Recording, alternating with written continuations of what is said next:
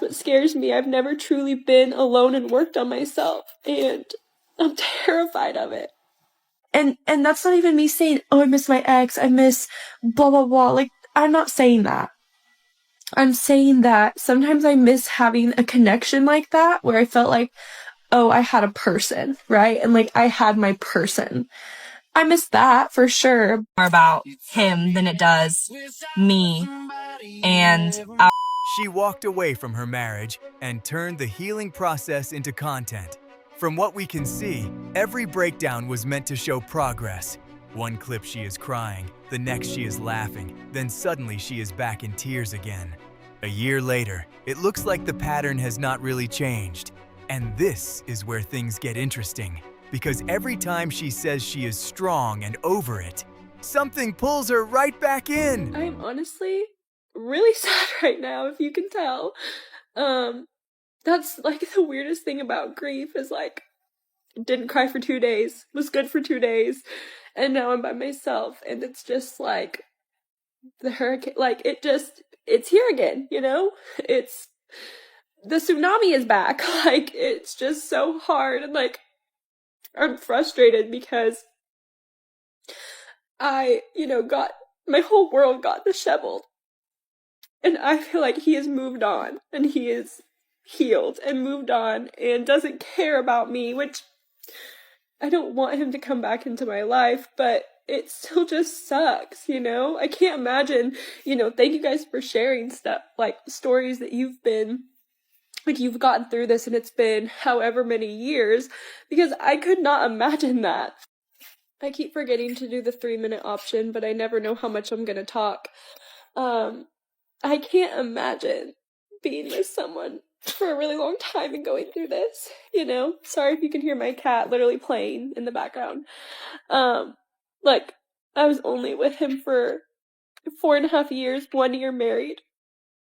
I could not imagine, though, being with him for longer and this happening, but it's just so sad sometimes, and it's like so hard to have to learn how to do life by yourself again. Like, you don't have that person to call all the time or that best friend to go do things with. And that's what scares me. I've never truly been alone and worked on myself, and I'm terrified of it. Not me crying on the internet more, but I just want to share all of it, the good and the bad, so that I have this to look on a year from now and know that I did heal, but also to help anybody else who's going through heartbreak. Like, heartbreak sucks. It sucks so bad. You like physically feel the pain, emotionally, mentally, everything. And again, I had 2 really, really good days, did not cry at all those 2 days. And then, as soon as I'm by myself, or as soon as, I do something or something triggers me, it just all comes flooding back. And like, it's just a lot.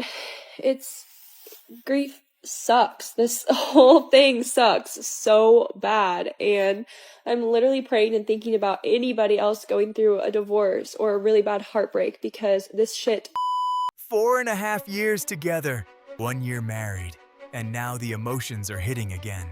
Even the cat in the background seems calmer than she does.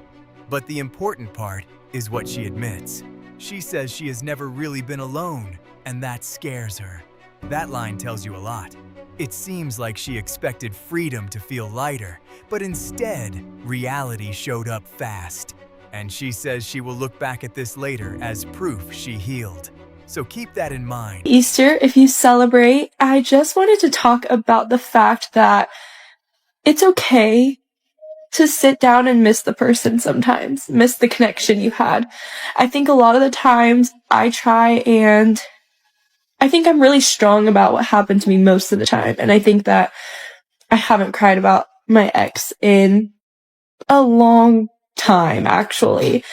But today, I just kind of sat down, and this is a holiday I probably would have spent with his family too, and it's okay to just like miss what you had sometimes. Like, I know that we try and tell ourselves like, well, you know, they weren't right for us, or maybe they were a bad person, or maybe they did this, or they did this to you. And like, while I think that's true, and like, I think that you can tell yourself that, I mean, that's like, I try and put on this really, sorry, this is very rambly, but I really did just pick up the camera and start talking. I think what I'm trying to say is that we tell ourselves, or at least I do, if I'm thinking about my ex, I typically am just like, nope, not going to think about him. Like, we're detaching, you know what I mean? And that works the majority of the time. But sometimes you can just sit down and cry. You can sit down and let out your feelings. And I think people who don't ever cry about things, or people who don't ever let themselves think about it, like, we have to think about it. We have to feel the things. And that doesn't make you weak. Like, being vulnerable does not make you weak. I really hate when people say that. Because life is all about the human emotions and what we go through. You know what I mean? Like, that is literally life. And I just think that it's okay to just sit down and miss what you had. It's okay to, and that's not even me saying, oh, I miss my ex, I miss blah, blah, blah. Like, I'm not saying that.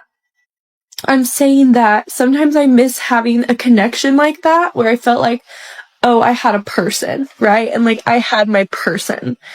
I miss that for sure, but I think sometimes it's okay. It's okay to grieve. It's okay to sit. And I think a lot of the times we try and distract, or we try and fill with voids, or we try and move on to the next person. And some days it's okay to just sit, and it's okay to have a cry and get back out there in life. And I'm sorry that this was so rambling, but happy Easter. I love you guys.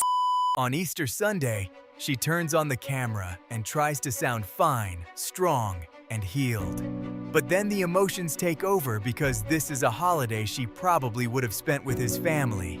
The strange part is, this comes after other clips where she seemed happy and unbothered. She says she does not miss him, only the connection, the person, and that familiar feeling.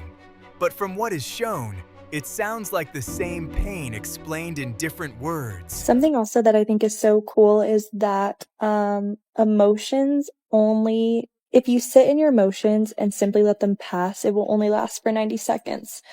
Typically, we don't do that as humans. We tend to analyze and kind of spiral and think what ifs, or I should have done this different. But if you actually truly just sit in your emotions and let them pass, it can only last 90 seconds. And that's something that has been really helping me through this, because I need to just let my emotions pass. And I think that, you know, actually sitting in them and letting my emotions out, you know, it's just releasing everything and helping me to feel better. So something to remind you guys as well, if today's been hard, or you've been kind of crying a lot, or angry, or sad, or...